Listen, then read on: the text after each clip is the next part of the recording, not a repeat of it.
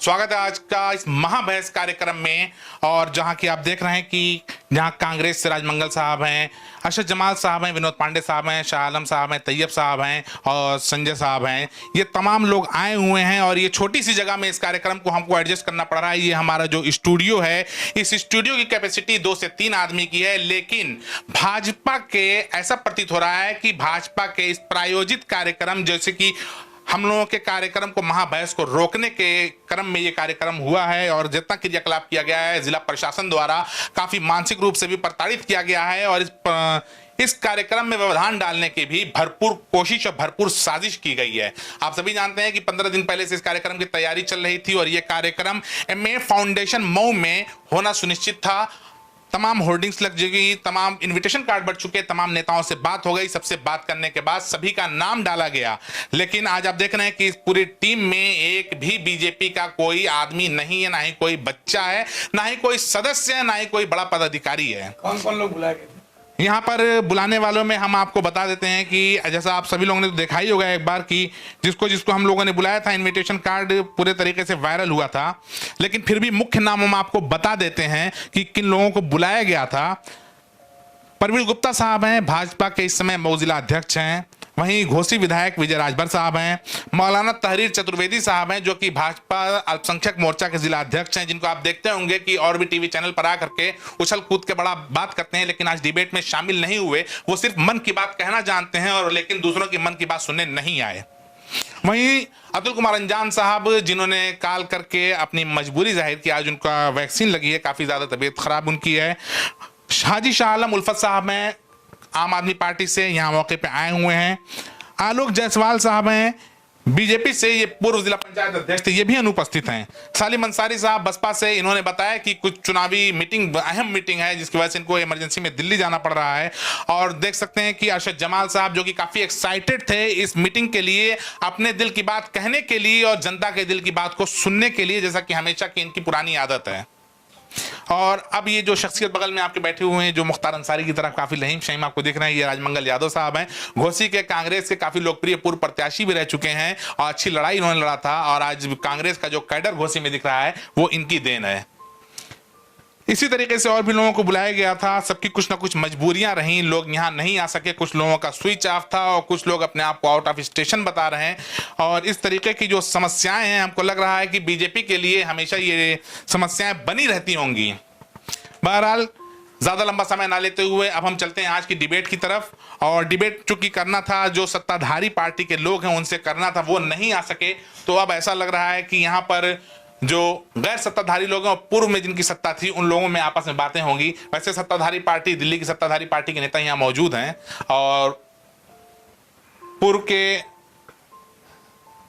के सत्ताधारी पार्टी, राष्ट्रीय सत्ताधारी पार्टी के ये भी नेता मौजूद, राजमंगल साहब और अरशद जमाल साहब हैं। तो राज्य में हमेशा इनकी कई बार रह चुकी है सरकार।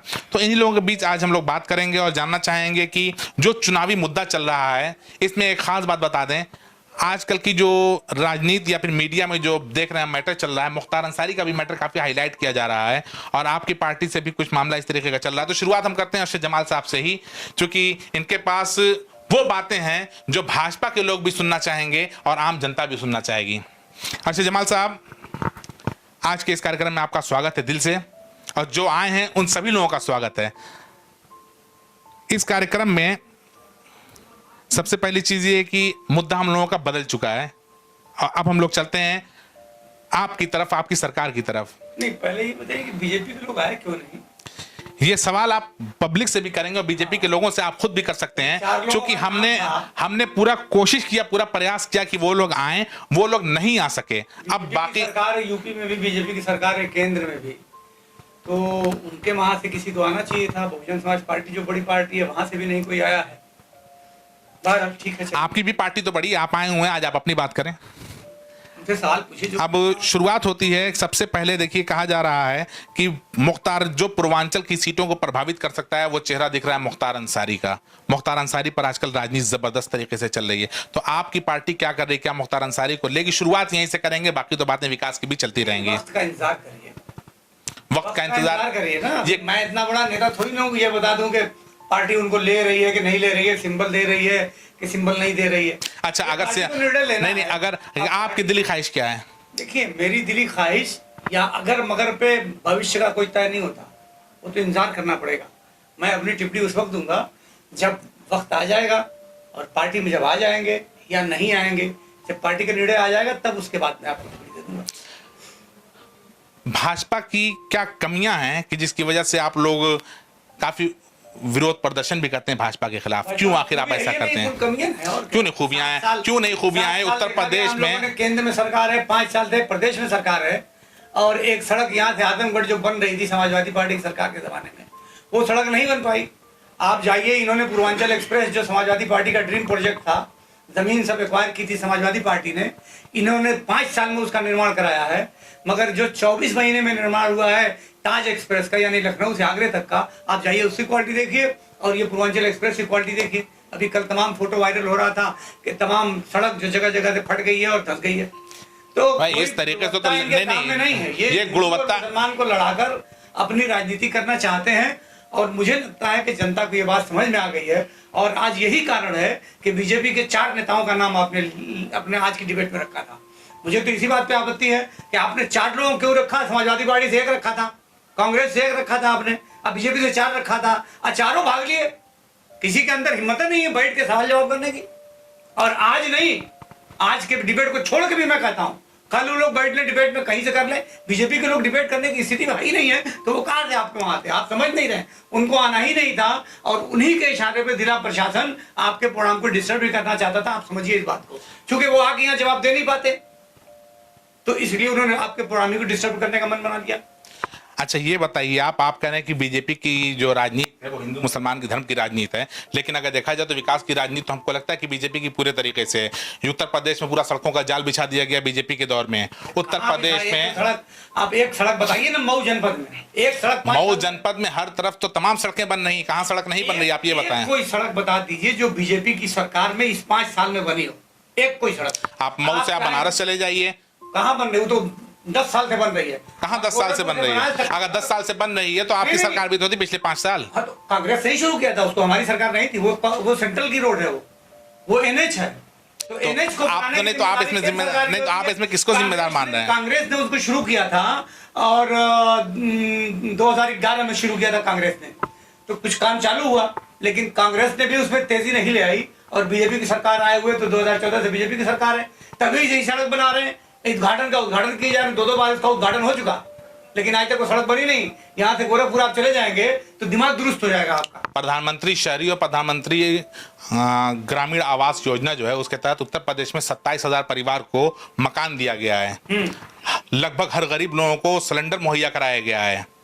लेकिन आपको मालूम है कि नहीं, जो गरीबों को सिलेंडर फ्री में दिया गया, उनको सब्सिडी की गैस में नहीं मिल रही है। किसी के गैस, आपके यहाँ सब्सिडी आ रही है? आपके पास सब्सिडी आ रही है? देखिए, हमारे तमाम लोगों को सब्सिडी मिल रही है, जनरल लोगों को सब्सिडी मिल रही है। नहीं आ रही, हमारे यहाँ सब्सिडी नहीं आ रही। 10 रुपए 5 रुपए आती है। लोगों को सस्ती रेट में दिया गया, गरीबों को उनको सब्सिडी नहीं मिल रही है। अच्छा, वो भी मुझे ये लगता है कि जो कंपनियां सिलेंडर बनाती हैं उनका माल निकासी के लिए सरकार ने योजना शुरू कर दी, क्योंकि अगर उस योजना को सही माने। अच्छा, तो शौचालय के लिए कौन सी योजना शुरू की गई थी? शौचालय कितना बना है? शौचालय कोई काम हुआ? सरकार कह रही शौचालय बनवा दिया, तो सरकार करेगी क्या? फिर ये बताइए, सरकार करेगी क्या? यहाँ योजना है, एक मेडिकल कॉलेज नहीं बन पाया, एक इंजीनियरिंग कॉलेज नहीं बन पाया, तो आखिर लड़के पढ़ कहाँ रहे हैं तब? नहीं, हमारी सरकार में बुनकरों को फ्लैट रेट का पासबुक बना के दिया गया, हमारी सरकार में ढेबुलिया घाट का पुल बना, हमारी सरकार में आपके कृषि मंडी बनी, हमारी सरकार में यहाँ से बलिया की रोड बनी, हमारी सरकार में आजमगढ़ वाली रोड बनी फैजाबाद तक, हमारी सरकार में तो तमाम काम है। चिड़ियाकोट की रोड बनी, बलिया बहादुरगंज वाली। तो बाकी पार्टियों ने क्या किया? आप सारा क्रेडिट आप अपने सर पे ले रहे हैं। कुछ किया है वो समाजवादी पार्टी ने किया। कांग्रेस के लोगों ने क्या किया? अब देखिए, कांग्रेस की सरकार ने, तो कांग्रेस की हम बात क्यों करें? कांग्रेस की कहाँ 15 साल से कांग्रेस की सरकार नहीं थी, केंद्र में सरकार नहीं थी। आप जी की सरकारों की बात करो ना, यही ये बीजेपी वालों का तरीका आप अपनाइए कि जो सत्ता से बाहर है उससे आप सवाल करिए, और जो सत्ता में उससे सवाल मत करिए। ये क्या तरीका? सत्ता के लोग यहाँ मौजूद नहीं है, जब सत्ता के लोग सामने उनकी भी बातें होंगी। मौजूद नहीं तो मिल तो उन्हीं के खाल खड़ी है ना। सवाल तो वही है, सत्ता के लोग क्यों नहीं आए? सारे लोग जिसको आपने इन्विटेशन दिया था, सारे के सारे लोग उपस्थित हुए हैं, लेकिन सत्ता के लोग क्यों नहीं आए? आपके चैनल को इतना डिस्टर्ब किया गया, क्यों किया गया? क्यों? लोकतंत्र में एक मीडिया की आवाज को भी दबाया जा रहा है। इसको आप किस नजरिए से देखते हैं? सबसे महत्वपूर्ण मुद्दा है ये। बहुत बड़ी बात है। जिले में धारा 144 लागू हो सकता है, ये भी वजह रही हो। 144 धारा में हम पूछ रहे हैं। सारे ब्लॉकों पर सम्मान समारोह भारतीय जनता पार्टी की तरफ से ऑर्गेनाइज किया जा रहा है। क्षेत्र पंचायत सदस्य प्रधान को उनको माला फूल और अंग वस्त्र दे करके सम्मानित करने का काम किया जा रहा है। सैकड़ों लोगों की, हजारों लोगों की भीड़ जुटा करके कार्यक्रम किया जा रहा है। और आपके डिबेट के लिए धारा 144 है। अगर कांग्रेस का कोई काम कर रहा है तो उसके लिए धारा 144 है। आपने देखा इसी मऊ के अंदर में कांग्रेसियों पर लाठी बरसी तो धारा 144 लागू था। अगर वो करते हैं तो धारा 144 लागू नहीं है उनके लिए सब ठीक ठाक है। जब देखिए सबसे बड़ा चीज है कि भारतीय जनता पार्टी यह सबसे झूठी पार्टी है। उत्तर प्रदेश के अंदर निर्माण विकास के नाम पर इसने एक ईंट तक नहीं रखी है। यही कटु सत्य है। अभी हमारे नेता आदरणीय अरशद जमाल जी बता रहे थे, एकदम कटु सत्य बता रहे हैं। इसी बिंदु की वजह से उन्होंने नहीं आया कि हम अपने 4 शहर का क्या नाम, जिसे 4 स्मार्ट सिटी का हम पूछ सकते थे। 4 प्लेटफार्म जो हुए कहाँ हुए, 4 रोड बता दें वो लोग भारतीय जनता पार्टी के हमने कहाँ कराए बढ़िया से। ये सब सारी चीजें हैं। 4 कहीं मान लीजिए बता दें मेडिकल कॉलेज चाहे कुछ खोले हो, सब 4 या 2 पूछ लीजिए, एक भी जवाब देने के वो लोग पक्ष में नहीं है। देखिए हालत बहुत दयनीय है। इससे एकदम साफ स्पष्ट होता है कि इसी वजह से आज वो डिबेट छोड़ करके मऊ से भाग गए हैं लोग। हिंदुस्तान में राजनीति का एक बहुत बड़ा मुद्दा बना के लोगों ने रखा था। कांग्रेस को लोगों ने भी उसको पाल के रखा था और शुरुआत कांग्रेस से हुई थी। बाबरी मस्जिद की शुरुआत वहीं से हुई थी, इस बवाल की। भाजपा के लोगों ने ताला खोलना शुरुआत वहीं से थी। भाजपा के लोगों ने उस बवाल को खत्म करवा दिया जबरदस्त तरीके से, पैरवी करके। वो चाहे मस्जिद बनाओ चाहे मंदिर वहां बनाओ, लेकिन उस विवाद को उन्होंने सुप्रीम कोर्ट से समाप्त करा दिया, देश के सर्वोच्च न्यायालय से। हम लोग ये नहीं मान सकते हैं, कतई नहीं। उसमें भाजपा का कोई रोल नहीं है। देखिए कोई भी मामला होता है जब कोर्ट में पेंडिंग होता है तो लंबे अरसे के बाद उसका कोई ना कोई निष्कर्ष निकलता है, सोल्यूशन निकलता है। चाहे वो मिल बैठ करके निकलता हो या चाहे वो जो उनके माननीय जो होते हैं वो न्यायाधीश उनके माध्यम से, तो वो कोर्ट के माध्यम से निकला है। पूरा देश उसको स्वीकार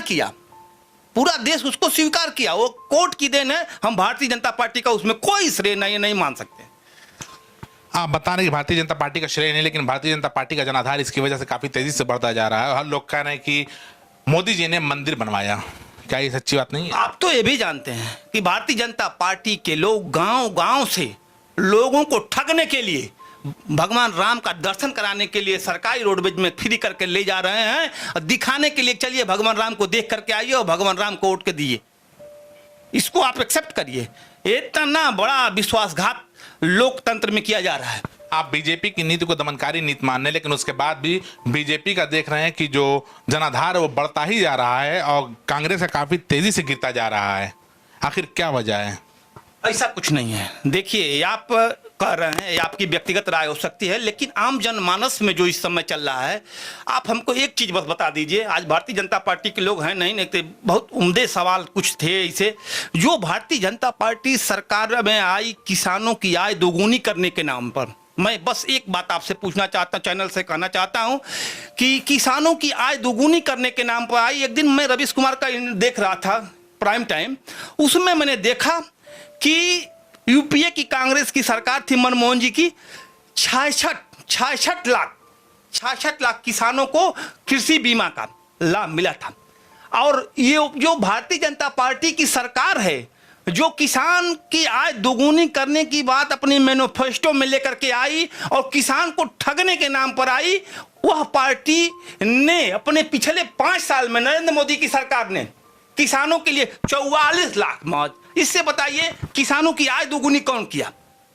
ये तो स्पष्ट हो गया कि कांग्रेस ने 66 लाख ने अगर किया है और उसका लाभ मिला है किसान बीमा का, तो कांग्रेस अच्छी है। अच्छा ठीक है, एक बार फिर हम चलते हैं, नहीं एक बार फिर हम चलते हैं राम मंदिर की तरफ, बाबरी मस्जिद की तरफ, जहां पर कांग्रेस ने ताला खोला था। शुरुआत वहीं से हुआ था बवाल का। तो क्या इस चीज को आप मानते हैं कि वहीं से बवाल पैदा हुआ? नहीं, इसको नहीं मान सकते हैं हम। कांग्रेस ने कभी लेकिन अरशद जमाल साहब तो बता रहे हैं कि आपके नेता ने उसको गलती मानी, कांग्रेस ने उसको माना कि वो गलत काम हुआ था। चलिए एक विचारधारा की बात है। हाँ। एक विचारधारा की बात है। कांग्रेस ऐसी पार्टी है कि सर्व समाज की पार्टी है। कांग्रेस में न कोई हिंदू है, न मुस्लिम है, न कोई अगड़ा है, न पिछड़ा है। आज कांग्रेस को नहीं, रुके एक मिनट, जब आपने क्वेश्चन किया है तो पूरा कर लीजिए कि कांग्रेस को आप बता दीजिए किस जाति धर्म का वोट है कोई? जैसे समाजवादी पार्टी को ले लीजिए आप। समाजवादी पार्टी में यादव को महत्वपूर्ण माना गया है कि यादव इनका बेस वोट है। बीएसपी को आप उठा लीजिए, बीएसपी को आपने एससी मतदाता को माना है कि इनका बेस वोट है ना। भारतीय जनता पार्टी में सवर्ण का भी मान लीजिए है, लेकिन कांग्रेस में बता दीजिए कि बेस वोट क्या है, आप बताइए। नहीं है कोई। सारे लोग सर्व समाज की पार्टी है कांग्रेस। ये तो 22 में पता चलेगा कि बेस है कि नहीं है। एक सवाल मेरे दिमाग में आ रहा है बार बार कि यहाँ चेयरमैन भी बहुजन समाज पार्टी का है, विधायक भी बहुजन समाज पार्टी का है, और सांसद भी बहुजन समाज पार्टी का है। यहाँ आपके डिबेट में कोई हैया नहीं है उनका, उस पार्टी का। देखिए, आप जानते हैं कि विधायक जेल में है, सांसद जेल में है, और जो चेयरमैन की आप बात कर रहे हैं, संगठन से तो होना चाहिए था ना। अब उस संगठन का जहां तक मामला है, देख रहे हैं कि भाजपा के लोग भी जिस तरीके से बच रहे हैं उस तरीके से ऐसा लग रहा है कि बसपा के लोग भी। तो ये पालकी साहब के घुटने में कुछ दिक्कत है, तो घुटने का भी काम था नहीं, बैठी के करना था। अब आगे बढ़ते हैं। अब यहाँ पर हमारे बीच में बार अध्यक्ष, civil court central bar association के अध्यक्ष विनोद पांडे साहब भी बैठे हुए हैं, और ये एक प्रबुद्ध वर्ग के हैं जो समाजवादी को इन्होंने प्रबुद्ध वर्ग सम्मेलन में समाजवादी पार्टी को ज्वाइन भी किया था। इससे पहले कांग्रेस में प्रदेश स्तर पर भी नेतृत्व कर चुके हैं। तो हम आपसे जानना चाहेंगे कि आखिर क्या ऐसी वजह है कि कांग्रेस जैसी राष्ट्रीय पार्टी को छोड़ के आप समाजवादी में आ गए, क्या वजह है? इस प्रदेश में आज जो भी भाजपा को हराने की स्थिति में है वो समाजवादी पार्टी है। कांग्रेस नेतृत्व फ्रस्ट्रेशन की स्थिति में है। कई बार मैंने पत्र लिखा, मेल किया प्रियंका जी को, समय मांगा कि हम मिलना चाहते हैं, मिलकर अपनी बात रखना चाहते हैं, लेकिन कहीं किसी न कोई इस हैसियत में कि मिलवा पावे। हमारे सहकारिता के जो प्रदेश चेयरमैन हैं उनसे मैंने कहा कि प्रियंका जी से मिलवाइए, तो मिलवाने की स्थिति में नहीं है। हम अपनी बात किससे कहें? पार्टी तो, कांग्रेस पार्टी तो कबीर दास की स्थिति में आ गई है। न उसके साथ हिंदू है, न मुसलमान है, न छोटा है, न बड़ा है, केवल कहने के लिए राष्ट्रीय पार्टी है। पिछले 32 सालों से प्रदेश से वो गायब है, और आज सांप्रदायिक ताकतें जो हैं पूरे देश में सेंटीमेंट उभार करके राजनीति कर रही हैं। उसको रोकना हमारी पहली प्राथमिकता है। कांग्रेस को, भाजपा को। कांग्रेस ने कभी सांप्रदायिकता की राजनीति ही नहीं किया। भाजपा जो है, जो केवल हिंदू मुसलमान, हिंदुस्तान पाकिस्तान, तालिबान कह करके जो बेवकूफ़ बना करके राजनीति करती है, इसको रोकना हमारा पहला लक्ष्य है। हम किसी भी हालत में उसको रोकने के लिए, और यहाँ रोकने की स्थिति प्रदेश में केवल समाजवादी पार्टी है। समाजवादी पार्टी के पास किसका वोट है कि आप कह सकते हैं कि समाजवादी पार्टी रोक सकती है? सारे सेकुलर लोग एक जगह समाजवादी पार्टी के नेतृत्व में इकट्ठा हो रहे हैं, और आप देखिएगा कि जो चुनाव होगा उसमें समाजवादी पार्टी सरकार बनेगी। नहीं, अगर आप सेकुलर की बात कर रहे हैं तो सेकुलर देखा जाए कांग्रेस में इस टाइम हिंदू लोग जो हैं, दूसरा पक्ष जो है वो एकदम कांग्रेस से समझ लीजिए ज्यादा लोग कट गए हैं।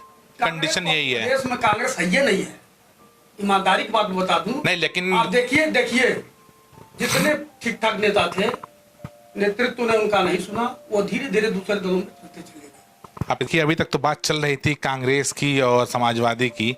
अब बगल में आम आदमी पार्टी के भी शाह आलम साहब बैठे हुए हैं, और ये भी प्रदेश स्तर का नेतृत्व करते हैं, इनका भी स्वागत है। और अब अन्ना हजारे, अरविंद केजरीवाल, किरण बेदी, इन लोगों ने मिलकर लोकपाल बचाओ, लोकपाल ले आओ, जन लोकपाल ले आओ, ये इन लोगों ने नारा लगाया, और इतना बड़ा विशाल कार्यक्रम किया कि सबकी सोच से बाहर था। जब ये कार्यक्रम शुरू हुआ उसके बाद देखा ये गया कि अन्ना हजारे साहब एकदम चुप्पी साथ बैठे, अरविंद केजरीवाल साहब ने अपनी सरकार बना लिया आम आदमी पार्टी बना करके यहाँ के। लेकिन उत्तर प्रदेश के कुछ लोगों ने ठगा महसूस किया। तो क्या इसकी सच्चाई है? सबसे पहले मैं तमाम नाजरीन जो इस प्रोग्राम को देख रहे हैं उनका बहुत शुक्रिया अदा करना चाहता हूं कि इस तरह की डिबेट तो गाहे बगाहे आप लोगों को हर 3 महीने 4 महीने पे करनी चाहिए। सत्ता दल के लोग आज इस डिबेट में नहीं हैं, इसलिए थोड़ा मजा नहीं आ रहा है डिबेट का। मैं आप सभी को ये शुरुआत आपने चूंकि अन्ना आंदोलन से कर दिया है, लेकिन मैं ये चाहता था कि डिबेट जो है ये बुनियादी मुद्दों पर हो। जनता की जो जरूरत है, पब्लिक की जो जरूरत है, वो बुनियादी जरूरतें जो हैं जैसे शिक्षा, स्वास्थ्य, बिजली, पानी, सुरक्षा, महिलाओं की ये चीजें जो बुनियादी जरूरतें हैं, रास्ते हैं, रोड है, इस पे जो है डिबेट होनी चाहिए। अन्ना आंदोलन की बात आपने जो किया है, तो अन्ना आंदोलन जिस वक्त हुआ था उस वक्त हमारी पार्टी वजूद में नहीं थी। अन्ना आंदोलन के खत्म होने के बाद हमारी पार्टी वजूद में आई है 22 नवंबर 2012 को, और उसके बाद चूंकि कांग्रेस पार्टी के लोग उस वक्त सत्ता में थे और वहां से चैलेंज किया गया कि आप सदन में बैठ करके और जन लोकपाल बिल पास कर दीजिए, जब आप सदन में आएंगे तब आप जन लोकपाल बिल पास करके दिखाइए। तो वो चैलेंज स्वीकार करने के लिए अरविंद केजरीवाल और उनकी टीम के लोग जो उनके साथ थे, उन्होंने पार्टी बनाई और पार्टी बनाने के बाद पहला चुनाव दिल्ली के अंदर लड़ा। और सभी जानते हैं कि 28 सीटें पहले चुनाव में आई और सबका समीकरण बिगड़ गया भारतीय जनता पार्टी। और 15 साल 17 साल से पुरानी कांग्रेस पार्टी, शीला दीक्षित की सरकार थी, वो सरकार चली गई। उसके बाद दोबारा जब ये जन लोकपाल बिल का मसौदा बना करके अरविंद केजरीवाल जी ने भेजा, तो उस पे कांग्रेस पार्टी आनाकानी करने लगी और वहां से फिर हमारे मुखिया अरविंद केजरीवाल जी ने इस्तीफा दिया। इस्तीफा देने के बाद लोग उनको भगोड़ा करने लगे, तमाम दलों के लोग उनको भगोड़ा करने लगे कि भाग गए। आपको याद होगा 2014 का लोकसभा का चुनाव आजमगढ़ में, जब गुजरात से आकर के यही माननीय मोदी जी चुनाव लड़ रहे थे, उस वक्त उनको टक्कर देने के लिए अरविंद केजरीवाल जी आए और 2,75,000 वोट, 2,75,000 बनारस से वो चुनाव लड़े और 2,75,000 या 3,75,000 वोट वो पाए, दूसरे नंबर पे थे। फिर उसके बाद जो दूसरा चुनाव हुआ है दिल्ली के अंदर, उसमें पूरी तरीके से दिल्ली की जनता ने हाथों हाथ आम आदमी पार्टी को लिया और एक तरह से पूरी तरीके से जो 70-75 साल या 100 साल कह लीजिए पुरानी पार्टी कांग्रेस, उसका सफाया कर दिया। भारतीय जनता पार्टी जो तथाकथित पूरे विश्व की सबसे बड़ी पार्टी कही जाती है, उसका सफाया कर दिया। सिर्फ 3 विधायक जो है उसके आए थे भारतीय जनता पार्टी के और कांग्रेस 0 हो गई थी। इसके बाद जो वहां पे जनहित के काम हमारी पार्टी ने किए, वो आज पूरे दुनिया के अंदर मशहूर हैं। वहां शिक्षा का काया पलट हो गया। आज वहां के प्राइवेट स्कूलों से लोग नाम कटवा करके सरकारी स्कूलों में आकर के लाइन लगाए हुए हैं अपने बच्चों के दाखिले के लिए। वहां स्वास्थ्य का मामला इतना अच्छा हुआ कि अगर आप देख लीजिए कि बड़े से बड़े मरीज को अगर इलाज कराना है तो वहां के सरकारी अस्पतालों में उनका दाखिला होता है, फ्री में इलाज होता है। अगर सरकारी अस्पतालों में बेड नहीं है तो प्राइवेट अस्पताल में भी जाकर के उनका इलाज होगा और वो पैसा हमारी सरकार वहां पे पेड करती है। हमारी सरकार ने वहां पे पहला जो वादा किया था रामलीला ग्राउंड से, उन्होंने 20,000 लीटर पानी की, पीने के पानी की बहुत बड़ी समस्या थी वहां पर दिल्ली के अंदर। 20,000 लीटर पानी उन्होंने रामलीला ग्राउंड से ही ऐलान किया कि हर परिवार को 20,000 लीटर पानी मुफ्त दिया जाएगा। और चौथा जो बड़ा वादा था वो बिजली का था, इसलिए कि जब स्ट्रगल कर रही थी आम आदमी पार्टी और बिजली विभाग, बिजली कंपनियां जो है वहां लोगों को लूट रही थी, तो जब लोगों के कनेक्शन काट दिए जाते थे तो यही अरविंद केजरीवाल जी खंबे पर चढ़ के लोगों का कनेक्शन जोड़ा करते थे। लोग उनको पागल तक कर दिए थे। लेकिन जैसे सरकार बनी वहां पे 200 यूनिट बिजली फ्री, सारे परिवार को घरेलू बिजली 200 यूनिट फ्री कर दी गई और वो आज तक चल रही है। बीच में लोगों ने कहा, चुनाव से पहले लोगों ने कहा कि चुनाव तक है, ये खत्म हो जाएगी, अगली बार नहीं होगी, लेकिन वो मुसलसल वहां पे बिजली 200 यूनिट हर परिवार को मिल रही है।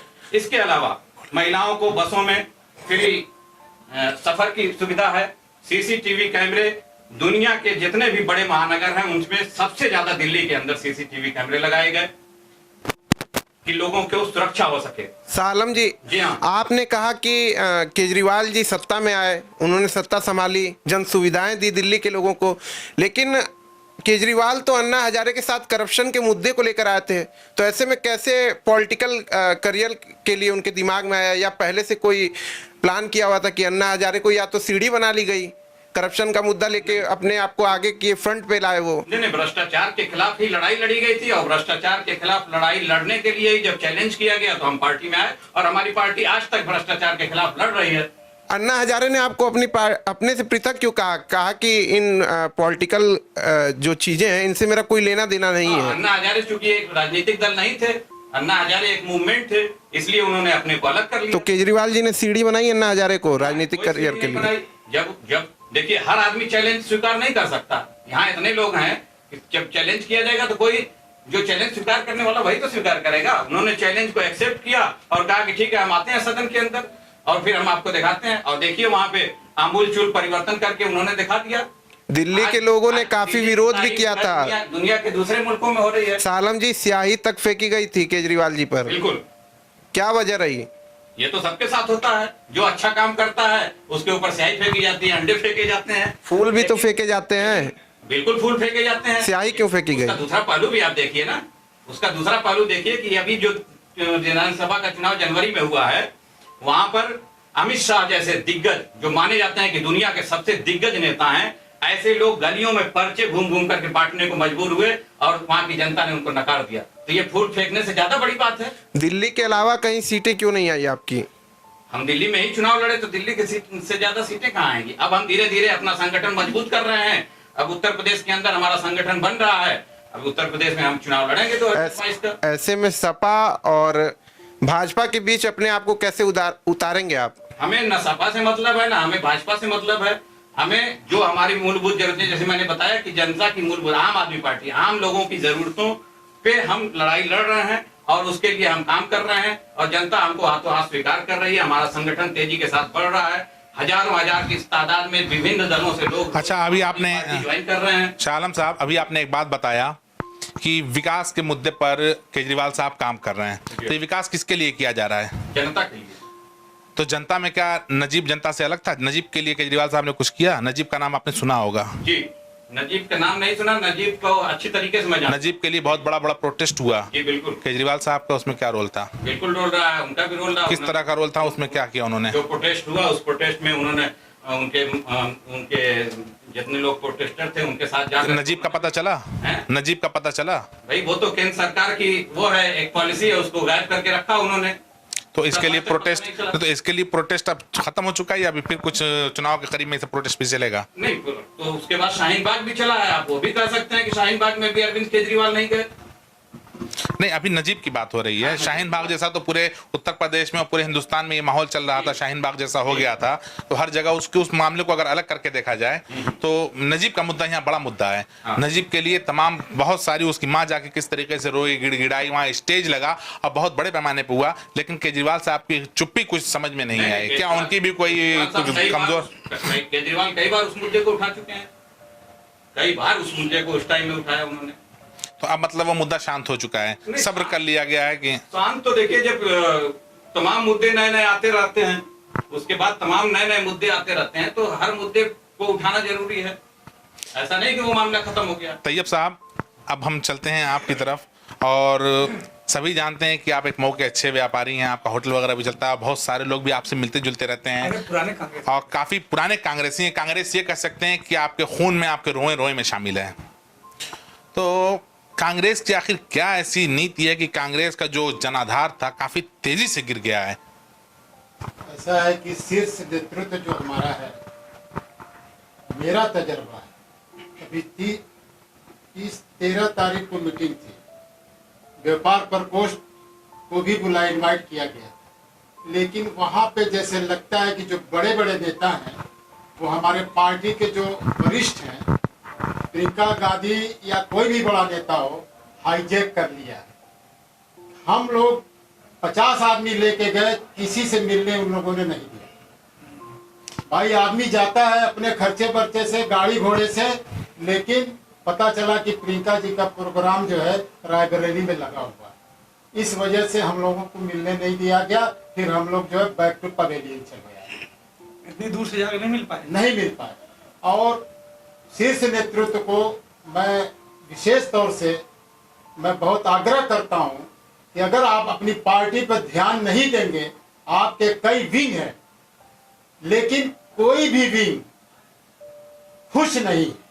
नहीं, अभी राजमंगल साहब बता रहे हैं कि ऐसी कोई बात नहीं है। बात है, मैं बिल्कुल बता रहा हूँ। सही बात बोलनी चाहिए। सही बात बोलनी चाहिए, एकदम बोलनी चाहिए। मैं जा करके ठोकर खा के लखनऊ से चला आया और वहाँ बड़े बड़े लोग जाते हैं और नहीं, वो मुद्दा यहाँ पे नहीं है ना, हाँ, वो सुनिए कुछ- नहीं राजमंगल साहब, देखिए आप भी कांग्रेस से हैं, आप भी कांग्रेस से हैं। मेरे दिल में जो बात है आप कहिए, बड़ा से मैं लड़ाऊंगा, एकदम कहिए। मैं कहूंगा। अगर यहाँ से यहाँ जाएगी 4 विधानसभाएं हैं। वो आपके संगठन का मामला है। सुनिए, मैं बता रहा हूँ, मेरी संगठन हमसे संगठन है, हाँ, हम लेकिन- उनसे नहीं है। बिल्कुल लेकिन- सही बात है। लेकिन यहाँ हमसे जनता संग- जनता की बात यहाँ कर रहे भाई हैं। जनता की बात यह है कि यहाँ जनता 4 की विधानसभाएं हैं, 4 विधानसभा में एक माइनॉरिटी को यहाँ से टिकट मिलना चाहिए। मैं हाँ, ये रिक्वेस्ट सही है कर रहा आपकी हूँ, हाँ। पार्टी से अपने कह रहा हूँ। नहीं, माइनॉरिटी का माइनॉरिटी को तो टिकट यहाँ से मिलता ही है। नहीं मिलता भाई साहब, किसको मिला बता दीजिए। 4 विधानसभा अबू बकर अंसारी साहब को मिल चुका है। ये रिक्वेस्ट वो तो यहाँ के पेटेंट को हैं, 2022 के कांग्रेस के पेटेंट कस्टमर हैं वो। 2022 का जो इलेक्शन आने वाला है उसमें एक माइनॉरिटी को सीट मिलनी चाहिए। मैं अपने शीर्ष नेतृत्व से आग्रह करता हूँ। तो जिस पार्टी से आप इतना नाराज है, क्यों आखिर उसमें बने? ऐसा है कि हम कितनों नाराज रहेंगे, ये हमारे बाप दादा की पार्टी है, हम इसके साथ चलेंगे, नाराज भी होंगे और खुश भी रहेंगे। शाह आलम साहब, आप क्या कह रहे मैं ये थे? कह रहा था कि ये वाकई एक मुद्दा है कि मऊ की सरजमीन पर दूसरे जिलों से हर पार्टी से लोग आकर के और यहाँ चुनाव टिकट मिलता है और वो चुनाव जीत करके चले जाते हैं। यहाँ की जनता जो है ठगी महसूस करती रहती है। मैंने देखा समाजवादी पार्टी में भी, कांग्रेस में भी, भारतीय जनता पार्टी में भी, बसपा में भी, कोई बलिया से आ जाता है, कोई गाजीपुर से आ जाता है, कोई आजमगढ़ से आ जाता है, कोई जो है क्या मतलब दूसरे जिलों से लोग आकर के यहाँ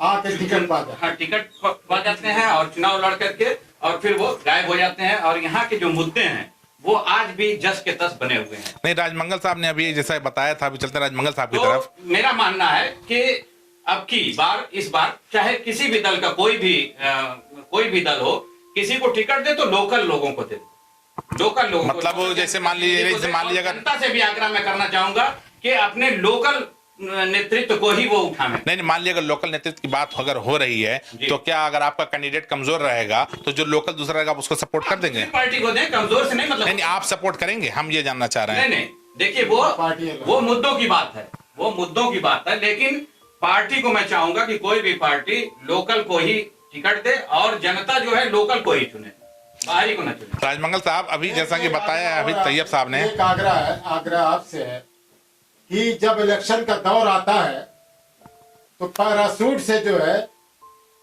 किसी न किसी को उतार देते हैं। जो हमारा वर्कर है, जिसने मेहनत किया है, उसको टिकट नहीं मिलता है, पैराशूट वालों को जल्दी से मिल जाता है। ये पार्टी नहीं, आपका इशारा किधर है? अपनी पार्टी की तरफ, दूसरी पार्टी की जिम्मेदारी नहीं, आपकी पार्टी में किस कैंडिडेट की बात कर मैं रहे हैं? अपनी पार्टी की बात कर रहा हूँ। सही बात है। मेरे साथ, मेरे सामने माइनॉरिटी में ऐसा कौन सा चेहरा है जो आप कहना चाह रहे हैं? कोई एक माइनॉरिटी, कोई चेहरा आप बताएं। मैं लड़ना चाहता हूँ। मैंने जो अपना दे दिया है वो हमसे मांगा गया। तो कैडर किसका देखा जाएगा? मतलब अगर आपका देखा है तो आपका कैडर ज्यादा है या माधवेंद्र सिंह का जो कि भावी प्रत्याशी ऐसा है? है, जो वर्क करेगा उसका कैडर ज्यादा है, जो काम करेगा फील्ड में उसका कैडर ज्यादा है। और वहां जा करके 50 आदमी को आप दावत दीजिए, रोज खिलाइए, रोज पिलाइए, वो कैडर नहीं है।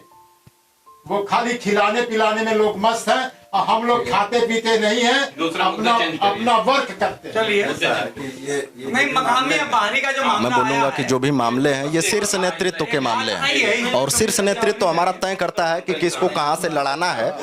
भाई का कहना जायज है कि ठीक है, लोकल आदमी को किसी को टिकट दे, जनगणना के आधार पे टिकट दे, आपका कहना यह है, लेकिन शीर्ष नेतृत्व तय करेगा कि किसको कहां से लड़ाना है।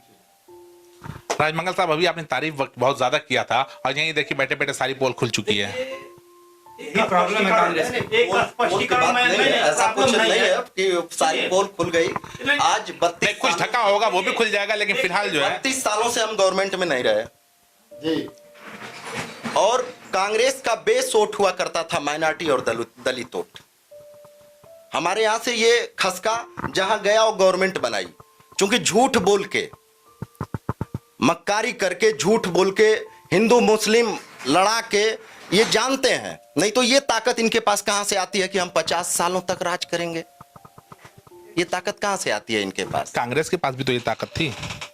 नहीं, इसी का ना अभाव रहा। बीच में कुछ दूरियां हुई हमारे नेताओं के वजह से, जो कि एयर कंडीशन गाड़ियों में चले, उसी का दुष्परिणाम रहा कि ये आज इस कंडीशन में हुआ ना, नहीं तो ऐसा होता नहीं। दूरियों की बात कर रहे हैं आप, कहीं ना कहीं आपकी पार्टी में परिवारवाद हावी रहा।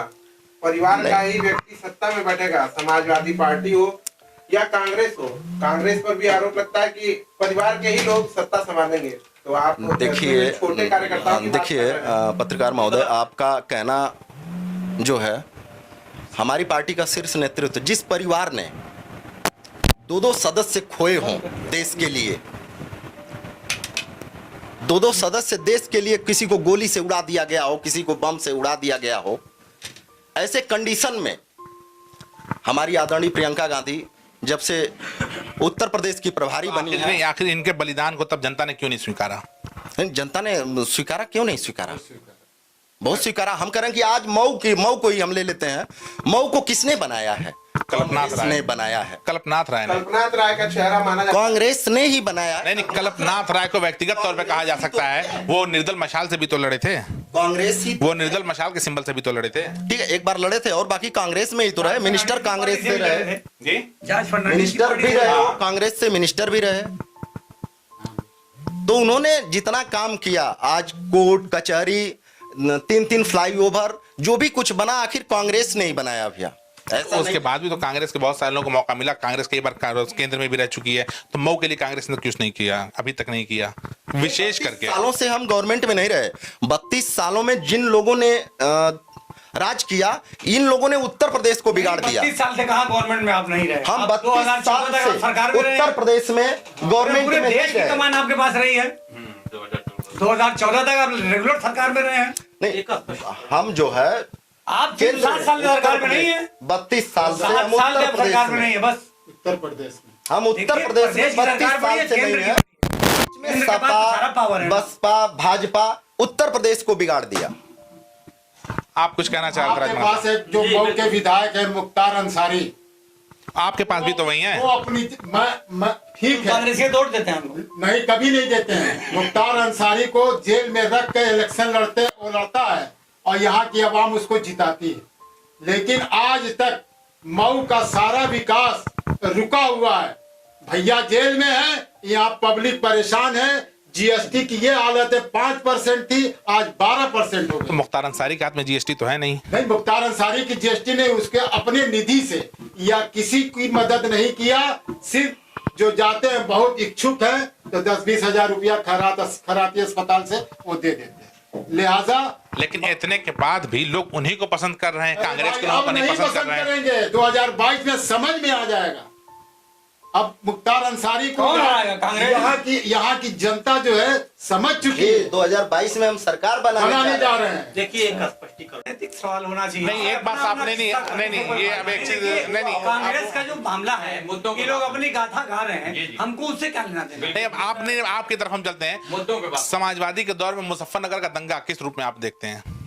देखिए, दंगे फसाद तो सकते हैं, लेकिन भाजपा सरकार में एक भी नहीं हुआ, जो सरकार में कहीं हुआ तो बता दें आप। 72 दंगे का रिकॉर्ड आ रहा है, कैसी आप बात कर रहे हैं? कहाँ बताइए, कोई भी जो हो, जहाँ जहाँ दंगा हो रहा है वहाँ की बात कर लीजिए। कहीं बता दीजिए आप। और एनआरसी वाले तमाम दंगे हुए नहीं, एनआरसी की बात हम नहीं कर रहे हैं, एनआरसी की बात मैं नहीं कर रहा हूँ।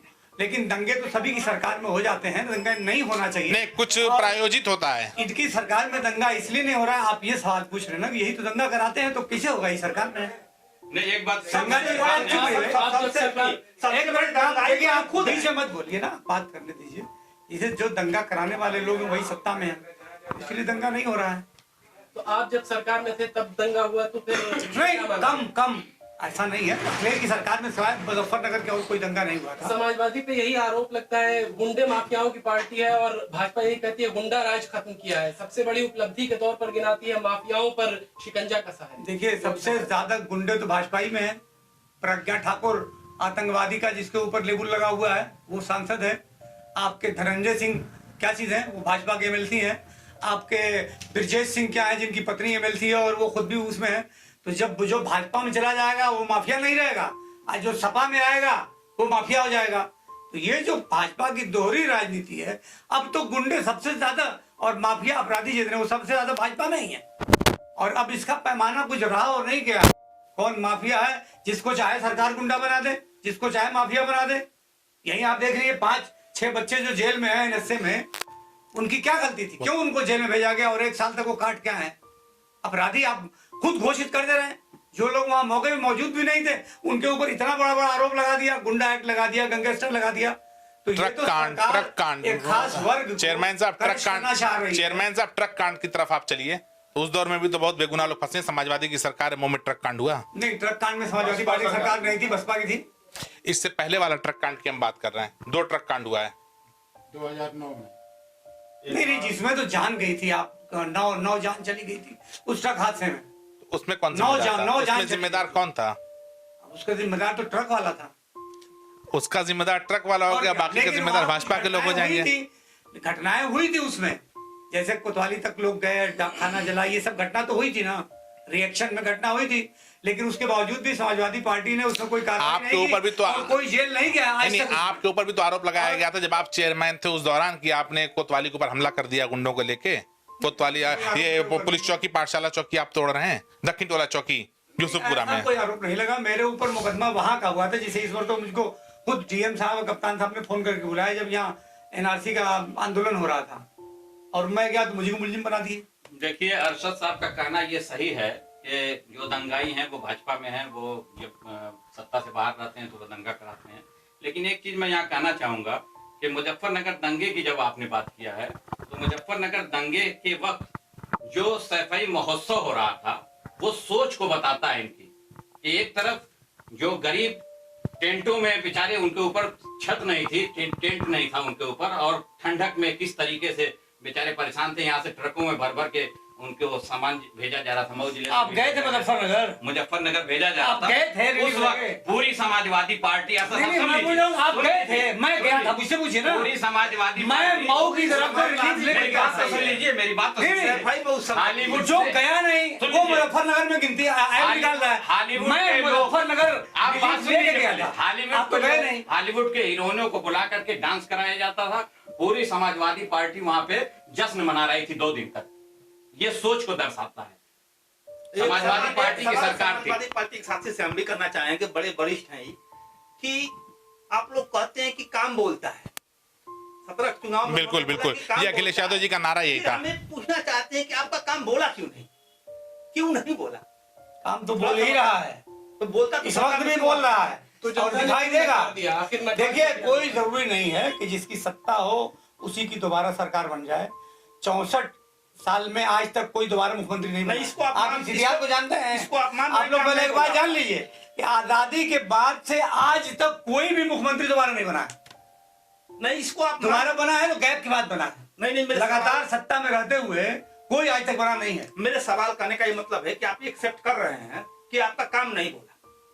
नहीं, सरकार नहीं बनी तो काम नहीं बोला, तभी तो सरकार नहीं बनी। नहीं, कहीं ना लेकिन कहीं आज मुख्तार लोगों को अंसारी को गलती का एहसास हो रहा है ना। आज लोग गलती का एहसास हो रहा है और सरकार हमारी बनने जा रही है। लेकिन कांग्रेस की सरकार कहाँ बनने नहीं, जा रही है? कांग्रेस खुद दावा कांग्रेस कर रही है। लड़ाई में नहीं दिख रही है। ये आपको नजर आता होगा, आपका और क्या? चाहे कोई और चश्मा हो, उससे आपको नजर आता है कि कांग्रेस की सरकार नहीं बनती दिख रही है। हम 2 अक्टूबर को बनारस की बाबा विश्वनाथ की धरती से एक बहुत बड़ा आगाज करने जा रहे हैं पूरे उत्तर प्रदेश में, प्रियंका गांधी जी के नेतृत्व में। और देखिएगा, आप भी देख रहे हैं, रात दिन कांग्रेस के वर्कर लाठियां खा रहे हैं रोड पर उतर करके। हम पूछ रहे हैं समाजवादी के साथी कहाँ हैं? आजम खान की लड़ाई क्यों नहीं लड़े? अरे आजम खान की लड़ाई हमसे ज्यादा कौन लड़ा है? आजम खान की लड़ाई। मेरी बात सुनिए, मैं आपको सत्य कह रहा हूँ, थोड़ा सा आप डिस्टर्ब मत होइए। मैं सत्य बताना चाहता हूँ कि पूरे उत्तर प्रदेश में सबसे बड़ा संगठन अगर कोई है तो समाजवादी पार्टी के लोगों का था। लेकिन जिस ढंग से आजम खान की लड़ाई लड़नी चाहिए उस ढंग से लड़े। आप हृदय पर हाथ रख करके बता दीजिए कि सत्य है। आप जिस लड़ना चाहिए लड़े। अगर उस तरह से लड़े होते तो आज भारतीय जनता पार्टी की ईंट से ईंट बज गई होती। नहीं, आजम खान की लड़ाई आपने नहीं लड़ा। आजम खान की लड़ाई अपनी बात करिए ना। आजम खान की लड़ाई अपनी आप बात कर ही नहीं रहे हैं। लेकिन जनहित के मुद्दों पर, असद साहब, जनहित के मुद्दों पर अखिलेश यादव जी क्यों खामोश बैठे रहे? देखिए, जनहित के मुद्दों पर अखिलेश से ज्यादा तो कोई बोलता नहीं है। नहीं, रोजाना धरना, प्रदर्शन, आंदोलन, समाजवादी पार्टी ज्यादा तो कोई लड़ता ही नहीं है जनहित के मुद्दों पर। अच्छा, जो लोग फंसे थे एनएसए में, अखिलेश यादव जी ने उनके लिए क्या किया? अरे हम लोग CA के साथ लड़ते रहे, हम ही लोग तो उनका मुकदमा लड़ते हैं यहाँ से लेके हाई कोर्ट तक। सारे लोग लड़ रहे हैं। अखिलेश यादव का कौन काम है? लेकिन ये कि सारे लोग जितने भी हैं उसमें तो अखिलेश यादव ने बड़ा स्पष्ट कर दिया कि जितने लोगों पे एनआरसी मुकदमा हुआ है, हमारी सरकार बनेगी सारा मुकदमा वापस लेंगे। अब क्या चाहिए? हम एक चीज तो पूछना दावत तो किस तमाम- तरह का साथ चाहते हैं आप? अदालत में जाकर नहीं चढ़ जाएंगे अखिलेश यादव? नहीं, अब अखिलेश देखिए, यादव ने साफ कह दिया कि हमारी सरकार बनेगी तो पूरे उत्तर प्रदेश में जितने लोगों पर एनआरसी में और सीए में आंदोलन के दरमियान मुकदमा हुआ है, सारे मुकदमे वापस ले लिए जाएंगे। दावे तो तमाम होते रहते हैं। नहीं, दावे नहीं, सरकार समाजवादी पार्टी जो कहती है वो करती है। हम एक समाजवादी पार्टी जो कहती है वो करती है। समाजवादी पार्टी के साथी से कहा- कांग्रेस के लोग तो पूरे देश में लड़ ही रहे हैं, दिखते नहीं। यहाँ भी लड़ रहे हैं, नहीं। बैठ के प्रेस कॉन्फ्रेंस में भी लड़ रहे हैं। समाजवादी पार्टी का एनआरसी नहीं समझ में आया, अपनी चुनावी क्या मुद्दा कहे? रहेगी क्या इस बार? एक बात हाँ, वो हमारी पार्टी है, वो उसमें शामिल करेगी। एक बात चुनावी एजेंडे में शामिल हो रहा है कि वो मुकदमे वापस लिए जाएंगे। विकास के कार्यों को लेकर क्या मुद्दा रहेगा आपका चुनाव? विकास के कार्यों पर तो विकास का तो इतिहास हमने रचा ही है। मऊ में गिनवाऊं कि प्रदेश में गिनवाऊं, जहां ढूंढिएगा वो सब समाजवादी पार्टी का तो काम में मिलेगा। और किसका काम आपकी मिलेगा? सरकार के बाद सारी सड़कें भाजपा द्वारा बनाई गई। कहाँ बनाई गई है? एक को सड़क सब भाजपा तमाम ने। सड़कें लखनऊ जाने एक को सड़क नहीं बनाई गई भाई साहब। एक तो सड़क है जो बनारस से गोरखपुर जाती है, देख लीजिए क्या हालत है। 7 साल सरकार को हो गया और बेमतलब की बात आप लोग कर रहे हैं कि भाजपा, अरे भाजपा का एक काम कोई बता दीजिए, वो लोग आए क्यों नहीं? इसीलिए तो आए कि उनके पास कुछ बताने के लिए है ही नहीं है, इसीलिए तो सब मैदान छोड़ के भाग गए। नहीं, ये भी हो सकता है कि अपने काम को गिनाते तो समय बीत जाता सिर्फ काम गिनाने में। किसका?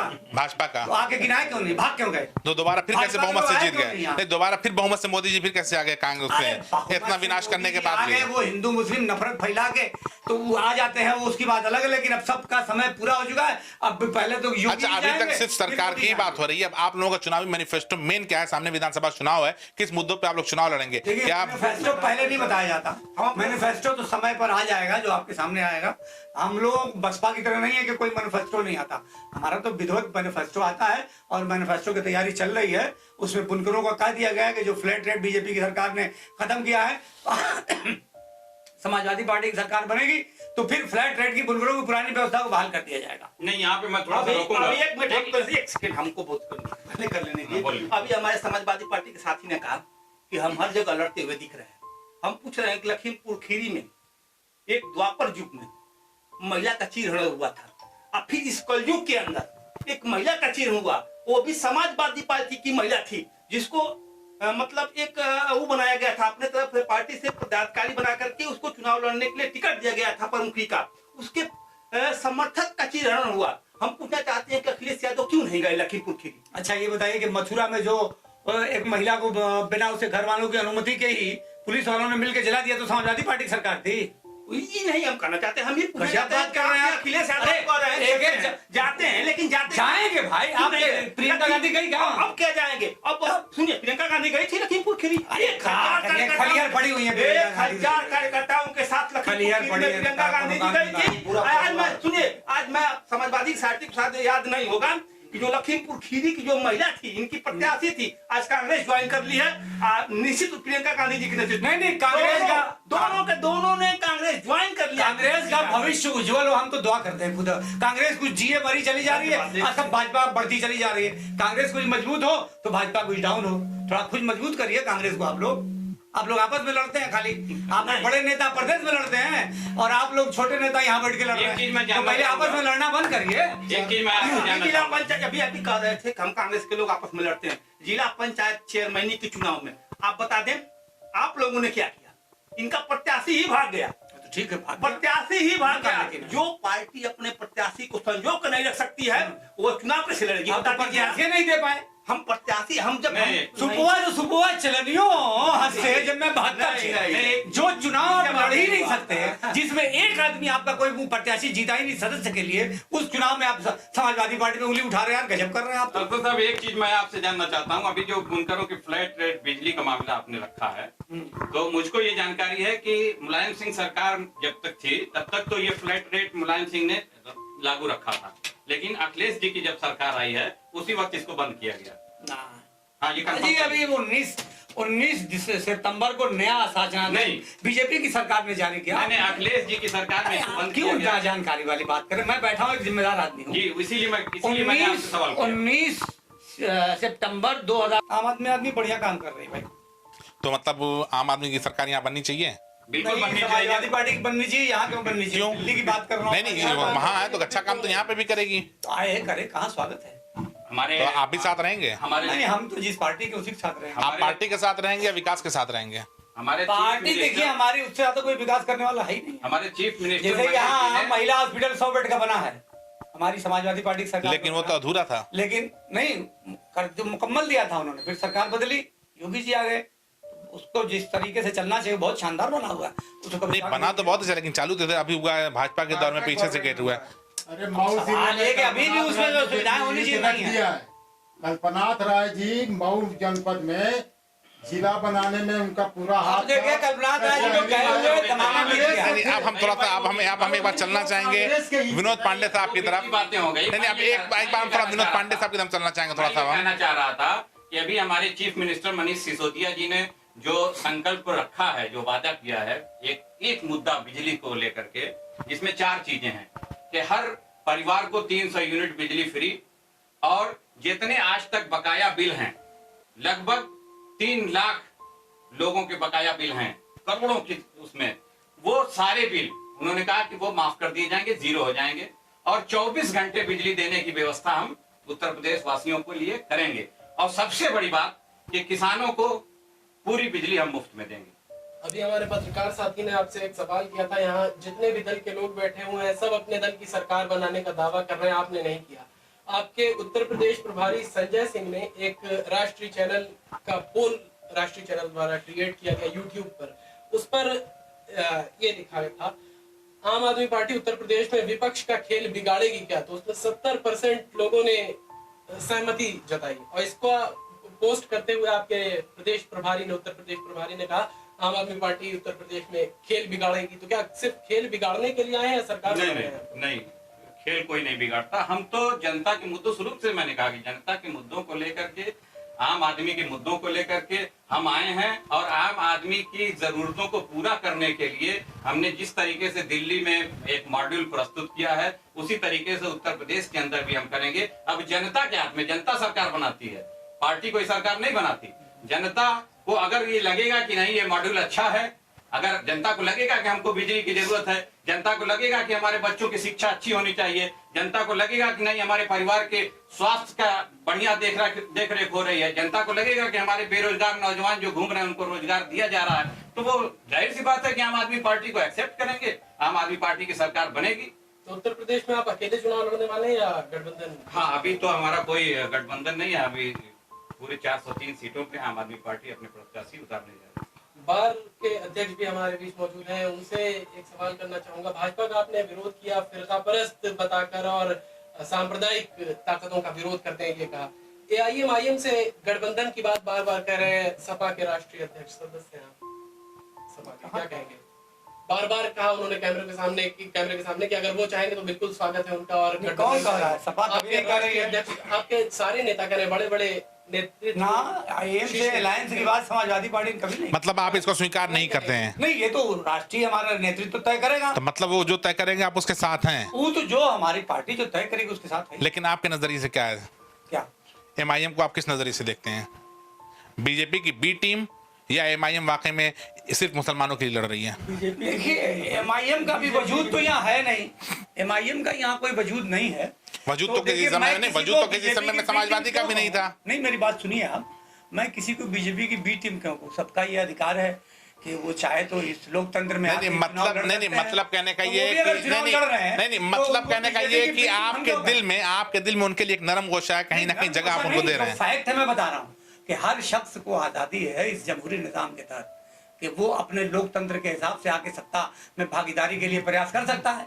तो अगर आईआईएम भी कर रही है तो उसमें हमको क्या लेना देना है? आईआईएम नहीं, एआईएम जो भी है। जब आप नाम सही से नहीं लेंगे तो दिल में जगह कैसे देंगे? नहीं, तो दिल में जगह तो समाजवादी के लिए भरी हुई है, तो बाकी के लिए जगह कहाँ से रहेगी? लेकिन मैं बी टीम है, कांग्रेस जो भी कहे, हम ये बात नहीं कर रहे हैं। कांग्रेस हमारा ये कहना है कि सबको आजादी है लड़ने की। नहीं, किसी को किसी की बी टीम कहने से कोई मतलब नहीं है। मतलब ये है अच्छा, मऊ की लोकल राजनीति पर अगर आ जाए, आइए, आप तो सवाल बड़ा तो धीरे कर रहे हैं। क्या लगता है कि मतलब मुख्तार अंसारी को जो है समाजवादी की तरफ से कुछ राहत मिलेगी, या कि उनको अपना कैंडिडेट ना लड़ाते हुए कुछ इस तरीके से किया जाएगा, निर्दल लड़ जाए? वो डायरेक्ट या इनडायरेक्ट कैसे सपोर्ट रहेगा? तो नहीं है, लेकिन आपके दिल में क्या है? जो राष्ट्रीय नेतृत्व आपके दिल में क्या है?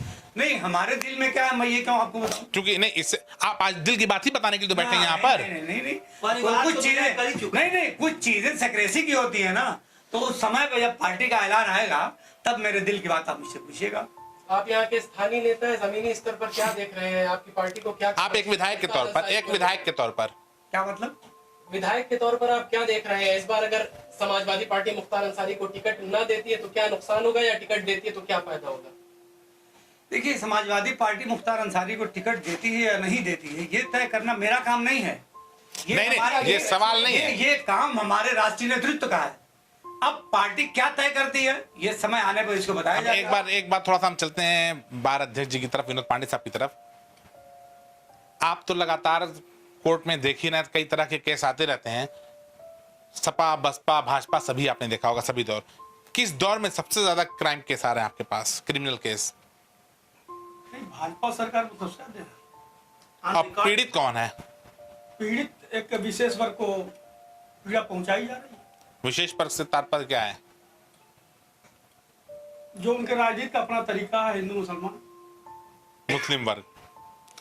लेकिन देखा जा रहा बहुत सारे यादव लोग हैं, बहुत सारे ब्राह्मण लोग हैं, बहुत सारे इस शेड्यूल कास्ट के भी लोग हैं जिनको टारगेट बनाया ये गया तो है। योगी जी का काम है, वो सबको टारगेट बना रहे हैं। योगी जी ने तो ब्राह्मणों को बहुत ज्यादा टारगेट किया है, बहुत तंग किया, परेशान किया है, उसका खामियाजा भी योगी जी के शासन में कानून व्यवस्था नाम की तो कोई चीज है ही नहीं। इसलिए कि आप देखिए, डीएम, वो एसपी, वो सीओ, एसडीएम और तमाम ये हुकूमत के लोग वहां पे मौजूद हैं, और उसके बीच में वो राज्यपाल की हत्या कर दी जाती है बलिया के अंदर। सुबोध कांत सहाय इंस्पेक्टर को दौड़ा करके मार दिया जाता है खेत के अंदर। हाथरस का कांड देख लीजिए आप। अभी जो इनका मामला था विकास दुबे का, तो विकास दुबे अपराधी थे ना, ये विकास दुबे का परिवार अपराधी था। विकास दुबे की नौकरानी जो है, उसको, उसके बच्चों को 1 साल से अंदर जेल के अंदर रखा हुआ है। इस पर तो ये सब मेरा एतराज है। देखिए, अपराधी कोई हो, सजा देना कोर्ट का काम है, पुलिस को सजा देने का कोई अधिकार नहीं है। जो आदमी अपने को जाकर के पकड़वाता है कि मैं फला दुबे कानपुर वाला हूं, उस पर कहानी बनाई जा रही थी कि गाड़ी पलट गई और भाग रहा था। जो पकड़वा रहा है अपने को, वो भागेगा क्यों?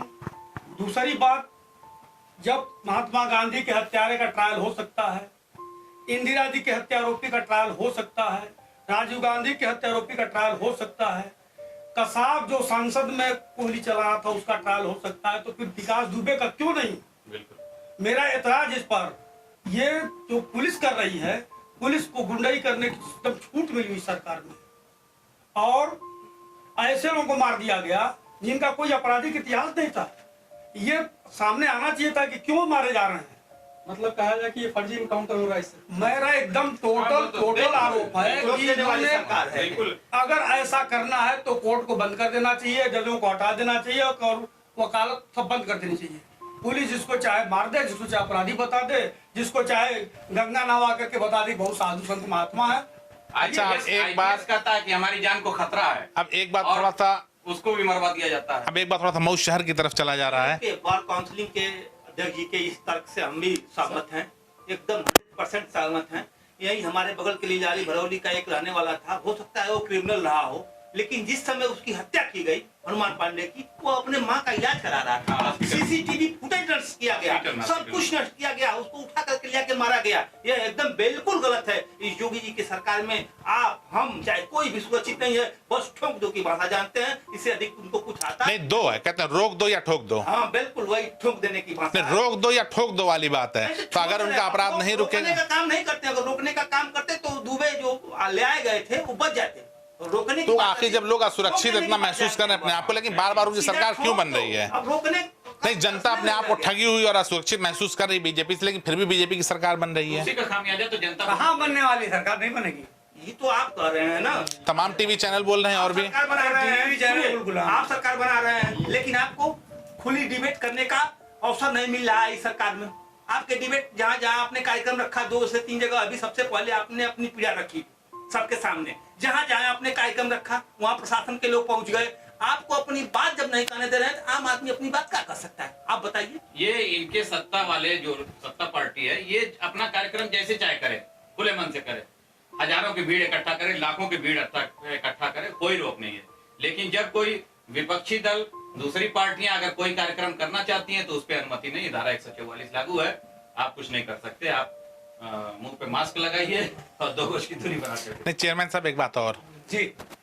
अब हम चलते हैं आपके क्षेत्र में, थोड़ा सा अब शहर की बात हो जाए। 5-10 मिनट आखिरी समय चल रहा है, 5-10 मिनट और। थोड़ा सी बारिश में खेरी बाग में घुटनों तक पानी आ जाता है।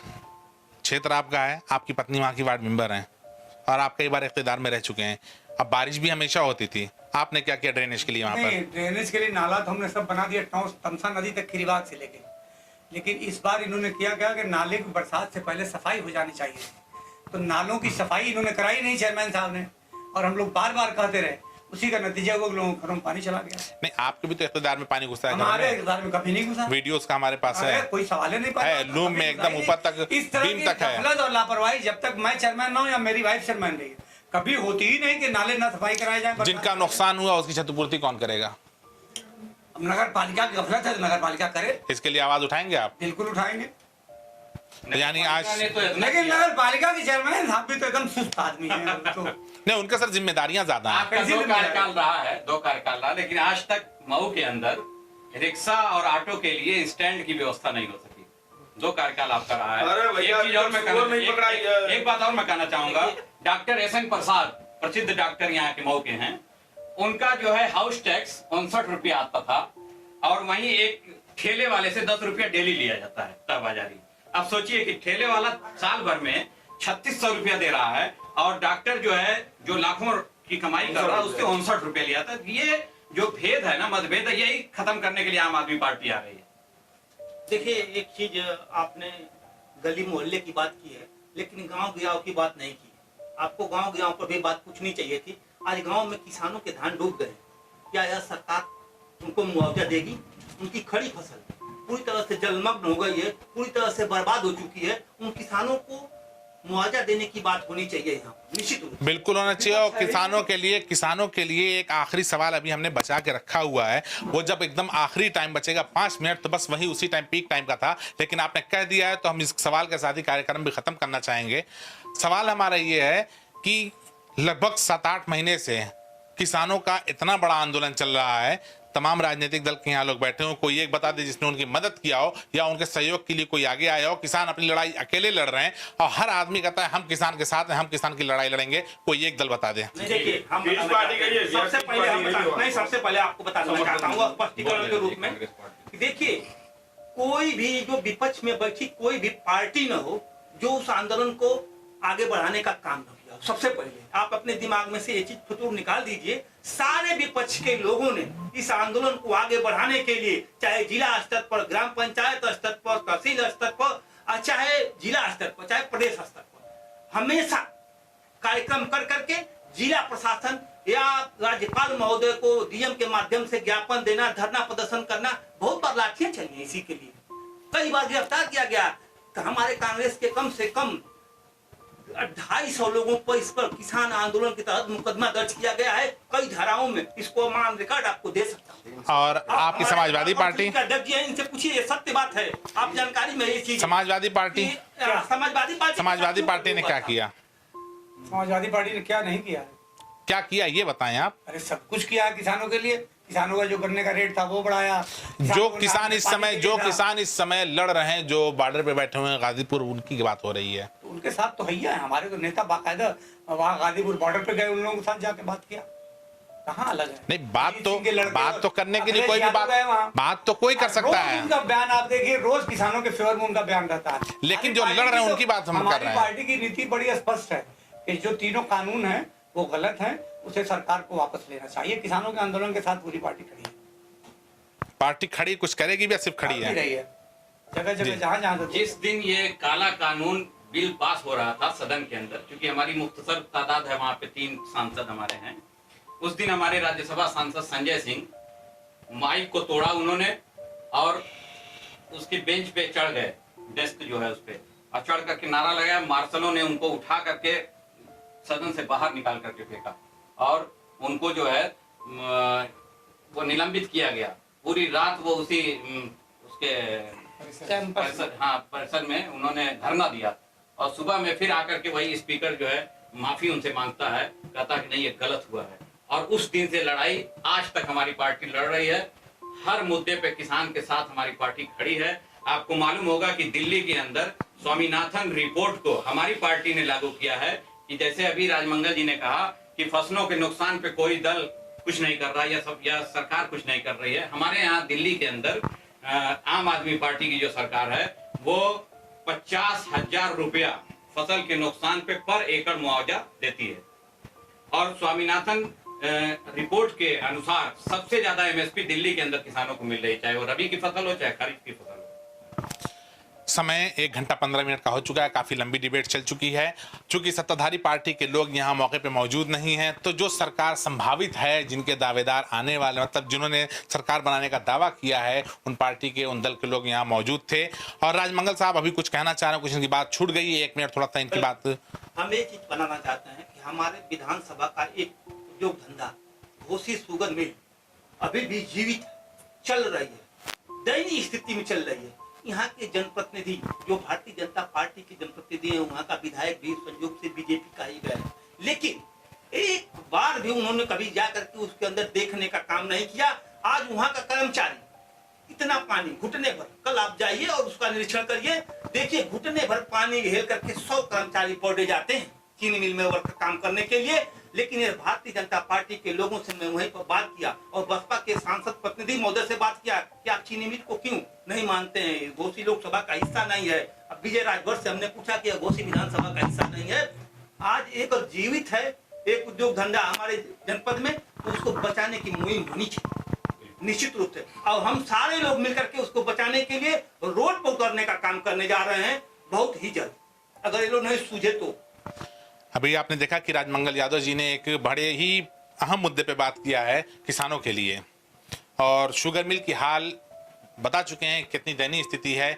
और ख़ास बात एक ही बता दें, फागू चौहान साहब जो इस समय माननीय राज्यपाल हैं, उनकी भी जन्मभूमि कर्मभूमि वही है, वहां पर भी अभी तक शुगर मिल की हाल वही है। घोसी के विधायक विजय राजभर साहब चूंकि एकदम युवा हैं, नई सोच थी, उनसे भी बड़ी उम्मीदें थी लोगों को, लेकिन आज यहाँ ना आकर के जनता की उम्मीदों को भी तोड़ने की उन्होंने पूरी कोई कोर कसर नहीं छोड़ी है।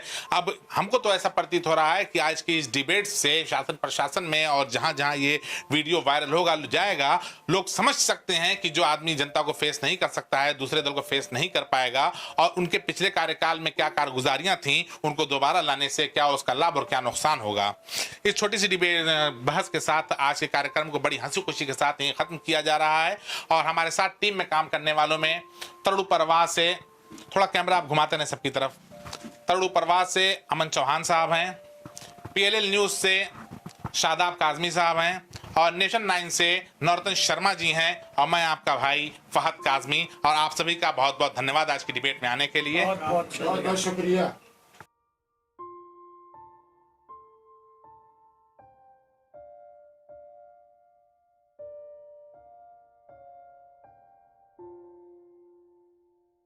खबरें पसंद आई हो तो लाइक करें, शेयर करें, कमेंट करें, और इसी तरह खबरों का ताज़ा अपडेट पाने के लिए हमारे चैनल को सब्सक्राइब करके घंटी वाला बटन दबाना ना भूलें।